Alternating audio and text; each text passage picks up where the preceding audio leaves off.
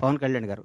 పవన్ కళ్యాణ్ గారి గురించి ఏం చెప్పమంటారు, ఎందుకు చెప్పమంటారు, ఎన్నేం చెప్పమంటారు?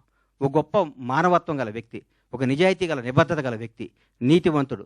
తన కోసమే కాదు, తన బిడ్డల కోసమే కాదు, తన బిడ్డల కోసం, తన కుటుంబం కోసం అంటే సంవత్సరానికి ఒక సినిమా చేసుకుంటూ ఎవరిని కలపకుండా 6 నెలలు ఇక్కడ, 6 నెలలు ఫారిన్లో, 6 నెలలు జనానికి కనపడకుండా నెలకు 10 రోజులు షూటింగ్ చేసుకుంటూ సంవత్సరానికి భారతదేశంలో ఏ నటుడు పొందనంత అత్యధిక రెమ్యునేషన్ పొంది కూడా హాయిగా బతకగల కెపాసిటీ ఉన్న పవన్ కళ్యాణ్ ఈరోజు జనం కోసం కుటుంబాన్ని వదిలేసి, పిల్లల్ని వదిలేసి, తన సుఖాలను వదిలేసి, అన్నీ వదిలేసి అహర్నిశలు పోరాడి 10 సంవత్సరాలు, దాదాపు 10 సంవత్సరాల పాటు, 10-12 సంవత్సరాల పాటు ప్రజల కోసం పోరాడి ఈరోజు ఒక స్థాయిలో ఉన్నారు. నేను పూర్తి స్థాయిలో ఉన్నాను నేను చెప్పను, ఎందుకంటే నేను ఆయన ఎక్కడో ఊహించుకున్నాను. అది అవుద్ది, ఆయన రోజు నేను మాట్లాడతా. పవన్ కళ్యాణ్ ఒక నిబద్ధత గల వ్యక్తి, నిజాయితీగా బతికే మనిషి, నీతిగా బతికే మనిషి. నన్ను ఒక ఆయన, అరే హీరో పవన్ కళ్యాణ్ గారు ముఖ్యమంత్రి అయ్యారు కదా, ఒక చిన్న పని చెప్తా అన్నాడు. నేను పైనుంచి కింద చూశాను, నిన్ను నన్ను కొడతాడు నాయన, మనం కొందరిని దూరం నుంచి చూడాలి, కొందరు దగ్గరికి వెళ్తాను ట్రై చేయకూడదు, మనకు అనవసరం అవన్నీ, ఆయన ఎప్పుడు పిలిస్తే వెళ్తాను వదిలే అని చెప్పాను. అట్లాంటి పవన్ కళ్యాణ్ గారితో గబ్బర్ సింగ్ లాంటి సినిమా తీయటం, దాన్ని రిలీజ్ చేయాలని 1 year బ్యాక్ నేను, నా మిత్రుడు మర్చిపోయాను. ఈ గబ్బర్ సింగ్ అనే సినిమాని ఎట్లా రిలీజ్ చేయాలంటే దీన్ని హీరో గారిని నాకంటే ఎక్కువ ప్రేమించేవాడు ఎవరున్నారు, ప్రేమించి ఈ సినిమా రిలీజ్ చేయాలి, ప్రేమించి ఈ సినిమా డైరెక్ట్ చేశాడు హరిశంకర్, ప్రేమించి ఈ సినిమా తీశాను నేను, ప్రేమించి అద్భుతంగా మ్యూజిక్ చేశాడు దేవిశ్రీ ప్రసాద్.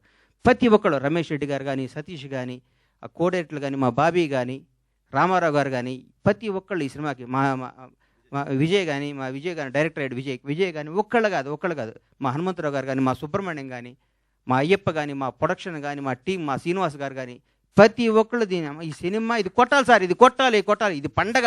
ప్రతిరోజు మా ఇంట్లో ప్రతి షూటింగ్ అంటే పండగ జరిగే షూటింగ్. ఈ షూటింగ్లో హీరో గారు గుర్రం నుంచి పడబోయాడు. ఎక్కడ మన అది ఎవరన్నది గుజరాత్లో.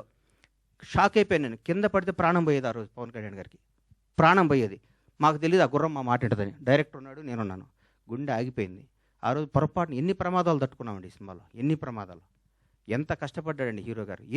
డైరెక్టర్ ఏం చెప్తే చేయమన్నాడు, ఏం చెప్తే చేశాడు.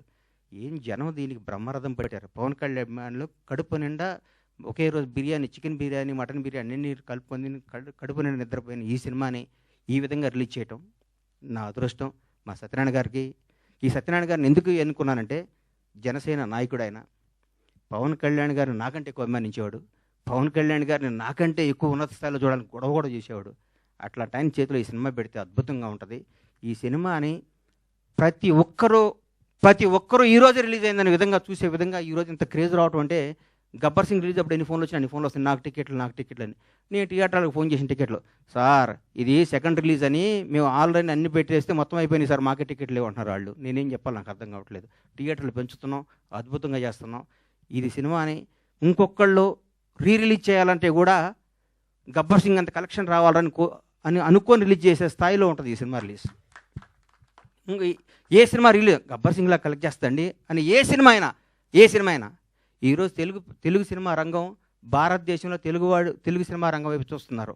ఒకప్పుడు బాంబే అనేవాళ్ళు, తమిళనాడు, చెన్నై ఎట్లా అనేవాళ్ళు. ఈరోజు ఇండియన్ మొత్తం, ఒక రాజమౌళి, ఒక సుకుమార్, ఎంతోమంది, ఒక మన నాగశ్విన్, అద్భుతమైన డైరెక్టర్లు మన ఇక్కడి నుంచి వెళ్తున్న. భారతదేశం మొత్తం తెలుగు వాడిని చూసి తెలుగు నిర్మాత, తెలుగు డైరెక్టర్, తెలుగు యాక్టర్ని గర్వంగా చూస్తున్న స్థాయికి వస్తే, ఈ రంగంలో నేను 7 సంవత్సరాల సినిమా తీయడం చాలా బాధ అనిపిస్తుంది. నేను తప్పు చేశాను, నన్ను క్షమించాలి. నేను సినిమాలు తీస్తా, నేను సినిమాల్లోనే పుట్టాను, సినిమాల్లోనే ఉంటాను. సినిమానే నా వ్యాపకం, సినిమానే నా జీవితం, సినిమానే నా ఆశ.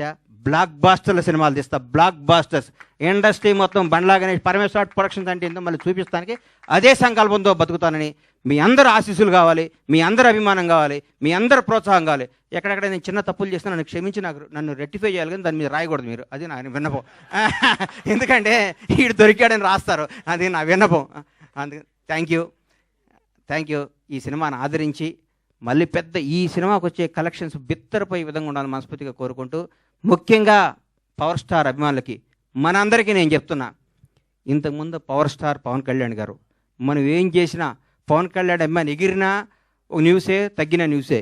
ఇప్పుడు నేను చెప్తున్నా, గౌరవ ఆంధ్రప్రదేశ్ రాష్ట్ర ఉప ముఖ్యమంత్రి, జనసేన నాయకుడు, ఈరోజు భారతదేశాన్ని పరిపాలిస్తున్న ప్రభుత్వంలో ఒక కీలక పాత్ర పోషిస్తున్న మహోన్నత వ్యక్తి.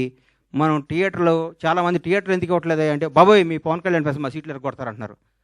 మీ అందరికీ చెప్తున్నాం సార్, ఎగ్జిబిటర్స్ అందరికీ, మా పవన్ కళ్యాణ్ ఫ్యాన్స్ ఇంతకు ముందు కాదు, క్రమశిక్షణ గల వాళ్ళు, మీ సీట్లు ఎరగొట్టరు, ఆనందం తెలియజేసుకుంటారు, మీకు ఏ నష్టం చేయరు. దయచేసి మాకు థియేటర్లు ఇవ్వండి. దయచేసి చేతులెత్తి నమస్కరిస్తున్న ఎగ్జిబిటర్స్ అందరికీ థియేటర్స్ ఇవ్వండి. పవన్ కళ్యాణ్ ప్రతి ఒక్క అభిమాని సెప్టెంబర్ 2వ తారీఖు నాడు ఉదయాన్నే గుడికి వెళ్తాడు, 11 థియేటర్కి వెళ్తాడు. ఇది కన్ఫర్మ్. గుడికి వెళ్ళి పవన్ కళ్యాణ్ 100 ఏళ్ళు బతకాలనుకుంటారు, థియేటర్కి వచ్చి పవన్ కళ్యాణ్ ఉత్సవాలు చూసుకుంటారు. ఈ రెండింటిని మాత్రం మీరు మమ్మల్ని నిరుత్సాహపరచొద్దు. దయచేసి ఆంధ్రప్రదేశ్లో ఉన్న తెలుగు రాష్ట్రాల్లో ఉన్న ప్రతి ఎగ్జిబిటర్కి చేతులెత్తి నమస్కరిస్తే రిక్వెస్ట్ చేస్తున్నా, థియేటర్ ఇవ్వండి. మీ థియేటర్ పవన్ కళ్యాణ్ ఫ్యాన్స్ తరపున, పవన్ కళ్యాణ్ అభిమానుల తరపున, ఒక అభిమానిగా, పవన్ కళ్యాణ్ భక్తుడుగా నేను మీ అందరికీ మాటిస్తున్నాను. మా వాళ్ళు థియేటర్లు ఎరగొట్టరు, థియేటర్లు ఆగం చేయరు. పవన్ కళ్యాణ్ మనుషులు అండి మేము. మా బాస్ ఇలా ఆంధ్రప్రదేశ్ రాష్ట్ర ఉప ముఖ్యమంత్రి, జనసేన అధ్యక్షుడు, ఇంతకుముందు పవర్ స్టార్ కాదు. మేము మా దేవుడి కోసం మీకు ఏ హాని తలపెట్టాం, మేము అభిమానించుకుంటాం.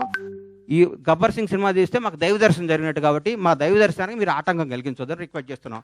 ఈరోజు ప్రతి ఒక్క కార్యకర్త, తెలుగుదేశం లేదు, బీజేపీ లేదు, ఆంధ్రప్రదేశ్లో ఉన్న జనసేన ప్రతి ఒక్కళ్ళు రోజు థియేటర్లో ఉంటా ఉంటున్నారు. మీరు థియేటర్లు ఇవ్వకపోతే ఎట్లా సార్?